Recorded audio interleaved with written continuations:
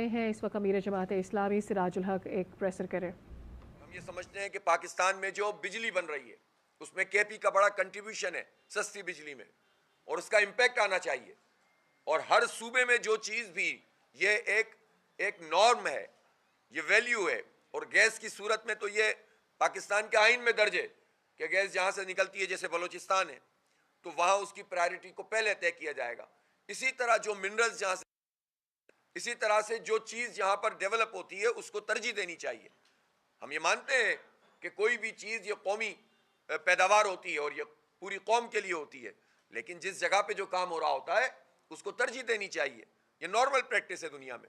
لہٰذا سستی بجلی ہائیڈل کی بنتی ہے، سستی بجلی ونڈ کی بنتی ہے، سستی بجلی سولر بنتی ہے. سستی بجلی جو ہے وہ ان دو چار چیزوں کی جو بنتی ہے، تو یہ بجلی بھی اگر آپ مکمل کریں گے تو پاکستان کی کیپیسٹی کے لحاظ سے کافی ہے. پھر ہم کیوں مہنگی بجلی کے پیسے ادا کر رہے ہیں؟ اس لیے کہ کیپیسٹی پیمنٹ ہے ان پلانٹس کی جو آئل پہ چل رہے ہیں، گیس پہ چل رہے ہیں، خراب فیول پہ چل رہے ہیں. جو لوکل کول کی بجلی ہے سستی بجلی ہے، جو نیوکلیئر کی بجلی ہے سستی بجلی ہے، انویسٹمنٹ اس پہ ہو چکی ہے. تو جب یہ سب بجلیاں سستی ہیں تو اس کو جمع کر لیں تو ہماری ضرورت پوری ہو جاتی ہے پورے پاکستان کی. پھر ہم اضافی پیمنٹ کر رہے ہیں ان کے ناجائز طریقے سے بنائے گئے آئی پی پیز کی. تو لہٰذا سستی بجلی کا جو ٹیرف بنتا ہے پورے پاکستان میں وہ قیمت ہونی چاہیے. تنخواہ دار لوگوں کا ٹیکس ختم ہونا چاہیے، اور جو ریلیف ہے امارات اپنی حکومت کو ختم کرنی چاہیے. بڑے بڑے ہزاروں ایکڑ والے، سینکڑوں ایکڑ والے جاگیرداروں پہ ٹیکس لگنا چاہیے. تنخواہ دار ٹیکس دے، جاگیردار ٹیکس نہ دے، یہ نہیں چلنا چاہیے. لہٰذا ہماری یہ ایفرٹ حق دو عوام کو تحریک آگے بڑھ رہی ہے، اور 28 اگست کو ہڑتال ہے. 1 سپٹمبر سے پورے پاکستان میں ہم ماس موبلائزیشن کر رہے ہیں. ہماری جماعت اسلامی کی ممبرشپ ہوگی، پھر کمیٹیاں ہم بنائیں گے. ایک بڑے پیمانے پر اپنے جو ہمارا گراس روٹ لیول تک ہم پہنچیں گے. اپنے جو وہ پوری ہماری جو گراس روٹ لیول پر تنظیم ہے، آرگنائزیشن ہے، اس کو وسعت دیں گے انشاءاللہ.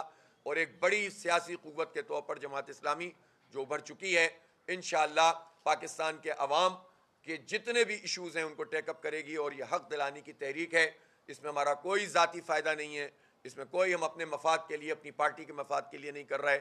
یہ ہم پاکستان کے لیے، پاکستان کے عوام کے لیے کر رہے ہیں، تاکہ پاکستان کے عوام کو کوئی سہولت حاصل ہو، اور عدل اور انصاف کے نظام کی بالادستی کے لیے کر رہے ہیں جو صرف اور صرف اسلام کا ہو سکتا ہے. آج میں خاص طور پر ختم نبوت کے حوالے سے جو کل سپریم کورٹ میں پروسیڈنگ ہوئی ہے اس کا خیر مقدم کرتا ہوں. اور یہ بہت اچھا ہوا ہے کہ جو ایک فیصلہ جس کے نتیجے میں جو ہماری ختم نبوت کا قانون تھا اور اس کی اسپرٹ تھی وہ ڈیمیج ہو رہی تھی، اور اسی طرح سے اس فیصلے کے نتیجے میں انتشار اور فساد کا اندیشہ تھا. چیف جسٹس آف پاکستان نے علماء کرام کو سنا، جماعت اسلامی کو سنا، اور اس کے بعد انہوں نے جب یہ فیصلہ کیا ہے کہ وہ پیراگراف حذف کر دیے گئے ہیں جو متنازع تھے، تو ہم اس کا خیر مقدم کرتے ہیں. اور یہ قوم کے لیے بہت اچھی بات ہے کہ یہ جو ہمارے معاملہ ہے نبی پاک صلی اللہ علیہ وسلم سے تعلق کا اور آپ کے ختم نبوت کا، اس پر ہم کوئی کمپرومائز نہیں کر سکتے. ہم گناہ گار ہیں، خطا کار ہیں، لیکن ہم نبی پاک صلی اللہ علیہ وسلم کے ایک امتی ہیں، اور ہم سب کی خواہش ہی ہے کہ کسی طرح ہم آپ صلی اللہ علیہ وسلم کی شفاعت حاصل کر سکیں اور ان کے دست مبارک سے جام کوثر حاصل کر سکیں. اس کی زندگی میں بھی تقاضے ہیں، وہ اپنی جگہ موجود ہیں، لیکن بہرحال ایک جذباتی کیفیت اور ایمانی کیفیت نبی پاک صلی اللہ علیہ وآلہ وسلم سے ہے. اس پر ہم یہ کمپرومائز نہیں کر سکتے کہ کوئی بھی فیصلہ اور کوئی بھی ایسی چیز جو آئین سے ماورا ہو کر کی جائے اس کو قبول نہیں کیا جا سکتا. اور یہ بہت اچھا ہوا ہے کہ اس کو ریوائز کر لیا گیا ہے، جس کا ہم خیر مقدم کرتے ہیں، اور آج ہم نے اس پر یوم تشکر منایا ہے.